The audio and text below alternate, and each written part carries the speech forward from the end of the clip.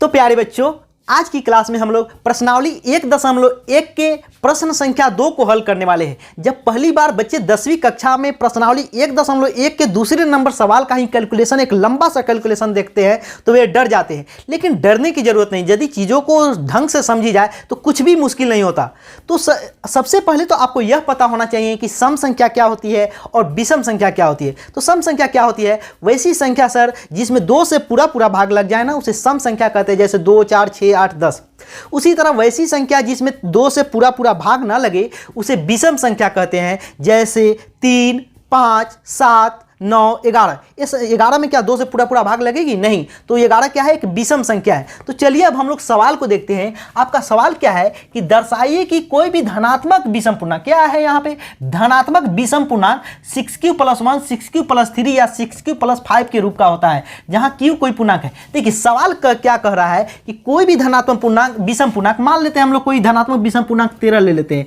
इसमें यदि 6 से भाग किया जाए, कितना से भाग किया जाए? किसी भी धनात्मक पूर्णांक में, धनात्मक विषम पूर्णांक में अगर 6 से भाग किया जाए ना, तो या तो वह 6q + 1 के रूप का होगा, या 6q + 3 का रूप का होगा, या 6q + 6q + 5 के रूप का होगा। कितना होगा? 6q + 5 के रूप का होगा। तो इसको हम लोग करके देख लेते हैं, क्या इसमें 13 से भाग करने पर 6q + 1 के रूप का आ रहा है या 6q + 3 के रूप में। तो इसको करते हैं। 6 दूनी कितना होता है? 12 होता है। यहाँ पे क्या आएगा? 3 में से 2 गया 1। यह बताइए 13 को हम लोग इस तरह नहीं लिख सकते हैं, भाज्य बराबर भाजक गुने भागफल प्लस शेषफल, 6 गुने 2 + 1 लिख सकते हैं। इसी चीज को तो यहाँ पे लिखा गया 6q + 1, यानी 6 और q क्या है? कोसेंट है, भागफल है q और +1। यहाँ पे तो हमने देखा कि हाँ यहाँ पे शेषफल 1 आ रहा है। लेकिन कोई दूसरा एग्जाम्पल भी लेकर देखते हैं। हम लोग यहाँ 15 में 6 से भाग करके देखते हैं। 15 में 6 से भाग करने पर क्या होगा? 6 दूनी 12। यहाँ पे कितना आ जाएगा शेषफल? सर शेषफल 3 आ जाएगा। यह बताइए आपको यूक्लिड विभाजन परिमेय या आपने बचपन में पढ़ा है भाज्य बराबर भाजक गुने भागफल प्लस शेषफल, उससे हम लोग लिख सकते हैं कि नहीं कि 15 बराबर सर 15 बराबर 6 गुने 2 + 3। इसी को तो हम लोग इस तरह भी लिख सकते हैं, 6q मतलब कोसेंट q + 3। कितना? 6q + 3। या देखिए 6q + 3 है नहीं। इसी तरह हम लोग अलग अलग एग्जाम्पल ले सकते हैं। लेकिन आप यहाँ पे पूछ सकते हैं सर 3 के छोटी विषम संख्या लेकर दिखाइए। 3 के लिए दिखाइए सर।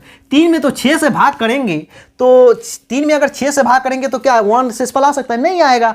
नहीं 3 आ सकता है, नहीं 5 आ सकता है। तो क्यों? देखिए यहाँ पे क्या लिखा हुआ है? q कोई पूर्णांक संख्या है। यहाँ पे जो भी आना चाहिए वह पूर्णांक संख्या है। बताइए 3 में अगर 6 से भाग करेंगे तो क्या होगा? यहाँ पे पहले दशमलव डालना पड़ेगा। यहाँ पे 6 × 5 = 30, यानी कि 0.5 आ रहा है। क्या 0.5 एक पूर्णांक संख्या है? तो नहीं सर, 0.5 एक पूर्णांक संख्या नहीं है, बल्कि यह तो परिमेय संख्या है, लेकिन यह पूर्णांक संख्या नहीं है। तो इसलिए छोटे विषम संख्याओं के लिए बात नहीं की गई है। वैसे विषम संख्या जो 6 से बड़ी है, जैसे 6 से विषम संख्या जो 5 से बड़ी है, जैसे 7, 9, 11, इन सबों के लिए बात की गई है। तो वह संख्या क्या होती है? कोई भी 6 से बड़ी विषम संख्या जो होती है, मतलब 6 तो सम संख्या है, 5 से बड़ी जो विषम संख्या होती है जैसे 7, 9, 11, वे सभी 6q + 1, 6q + 3 या 6q + 5 के रूप का होता है। तो चलिए अब हम लोग इस सवाल को हल करते हैं। ये आपका हल नहीं था, यह मैंने समझाया आपको कि क्या यह सवाल कह रहा है। तो इसका हल क्या है कि अगर आपको यूक्लिड विभाजन परिमेय आती है तो आप बिल्कुल इसको आसानी से समझ सकते हैं। देखिए हम लोग मान लेते हैं, माना कोई धनात्मक विषम पूर्णांक a है। क्यों a मान लिया? क्योंकि हमने पढ़ा है यूक्लिड विभाजन प्रमेय का क्या होती है, a बराबर bq + r, यही होता है ना, a बराबर bq + r, जहां 0 से 12 या बराबर r और 20 से छोटा। तो हम लोग इसलिए हमने यहाँ पे कोई भी विषम पूर्णांक a मान लिया है, तथा b बराबर 6 लेने पर। क्यों 6 लिया? क्योंकि यहाँ पे 6 लिखा हुआ है, इसलिए हमने यहाँ पे 6 लिया, तथा b बराबर 6। तो यह बताइए यूक्लिड विभाजन प्रमेय से यूक्लिड विभाजन प्रमेय से यूक्लिड विभाजन प्रमेय का क्या है?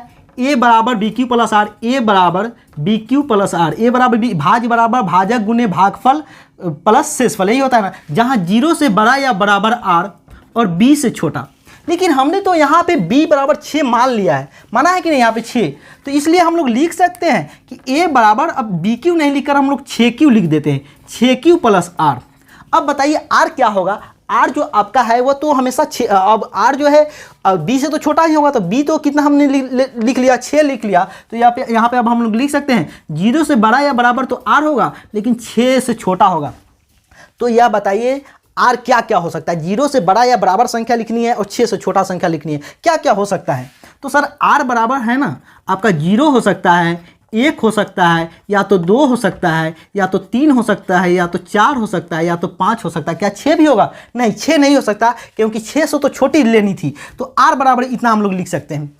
अब हम लोग क्या करते हैं ना, इसमें से R का एक एक मान बारी बारी से इसमें जो A बराबर B 6Q प्लस R आया है इसमें डालते हैं। तो देखिए क्या आता है, A बराबर जो सबसे पहले R बराबर 0 लेने पर, क्या लेने पर, यहाँ पे मैं कलर चेंज कर लेता हूँ, R बराबर 0 लेने पर, R बराबर जब 0 लेने पर या रखने पर क्या होगा, A बराबर आपका आ जाएगा 6Q प्लस 0, तो 0 तो 0 किसी संख्या में 0 ऐड करने से कोई फर्क नहीं पड़ता, तो A बराबर 6Q लिख सकते हैं। यह बताइए 6Q क्या एक सम संख्या है या विषम संख्या है, तो यह एक सम संख्या सर, क्योंकि इसमें 2 से तो पूरा पूरा भाग लग जाएगा। 6Q लिखने का मतलब क्या है, 6 गुने Q, यही मतलब होता है ना, तो 6 में तो 2 से पूरा पूरा भाग लग जाएगा, तो यानी कि 6Q जो है यह एक सम संख्या है। क्या है, यह आपका सम संख्या है, सम संख्या है। अब हम लोग क्या करते हैं, R बराबर 1 ले लेते हैं, R बराबर 1 लेने पर, R बराबर 1 लेने पर, R बराबर 1 लेने पर A बराबर क्या आ जाएगा, A बराबर आ जाएगा सर 6Q प्लस 1, R के जगह पर 1 लिख देंगे हम लोग, A बराबर आ जाएगा आपका 6Q प्लस में 1।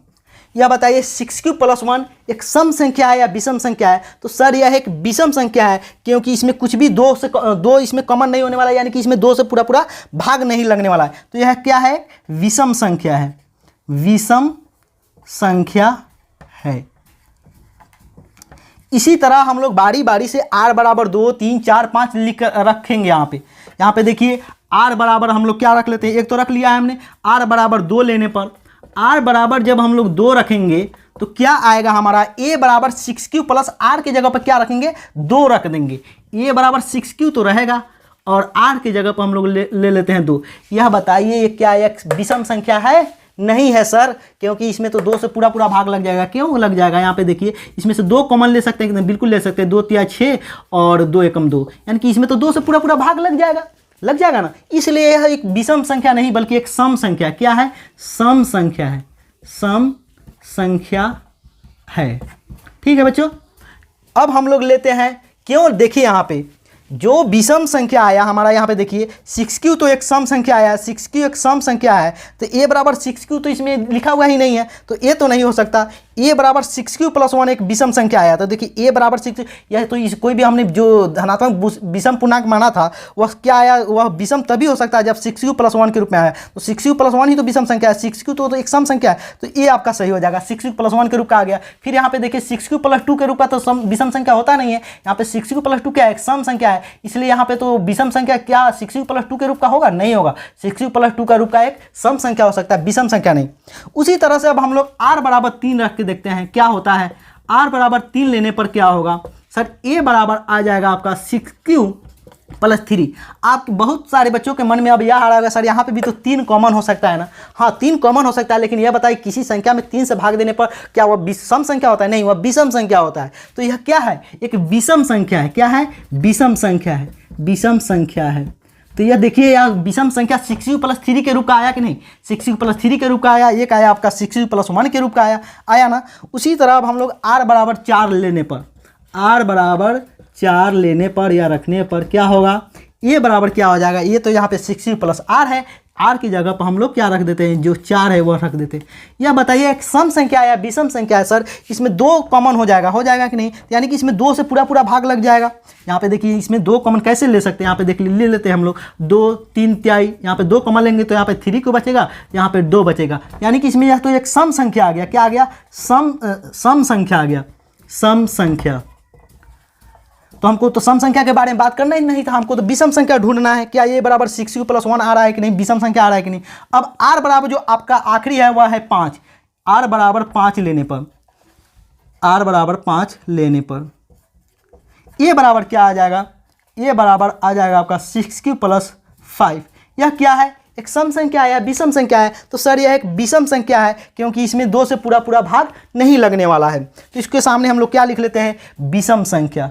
विषम संख्या यही तो आपको प्रूव करना था कि बताइए क्या कोई भी विषम संख्या जो होता है वह 6q प्लस 1 या 6q प्लस 3 या 6q प्लस 5 के रूप का होता है यदि q कोई पूर्णांक हो। तो यहाँ पे देखिए कोई विषम संख्या कब आया, जब 6q प्लस 1 के रूप का था या 6q प्लस 3 के रूप का था। यह तो एक सम संख्या आ गया था r बराबर 2 लेने पर, और या r बराबर 4 लेने पर भी एक सम संख्या आ गया था, और r बराबर 5 लेने पर 6q प्लस 5 का रूप का होता है। ये इस तरह हम लोगों ने प्रश्न संख्या एक प्रश्नावली 1.1 के प्रश्न संख्या 2 को हल कर लिया है। तो यदि आपको वीडियो पसंद आई हो तो वीडियो को जरूर लाइक कर दीजिए और चैनल को सब्सक्राइब कर दीजिए। Thank you.